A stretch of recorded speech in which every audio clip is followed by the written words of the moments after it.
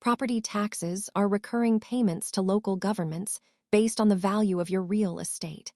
Let's look at how they actually work. The process begins with an assessment, where local officials determine the fair market value of your home for tax purposes.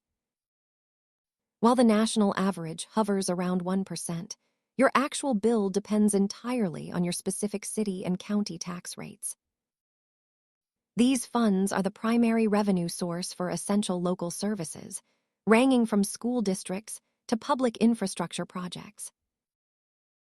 It is important to know that the market value of your home may differ from the assessed value used to calculate your bill.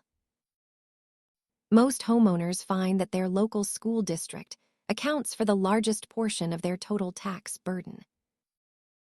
If you believe your home's assessment is incorrect, most jurisdictions provide a formal process to appeal the valuation. Understanding your tax bill helps with long-term budgeting. Thanks for watching, and be sure to check your county website for specific details.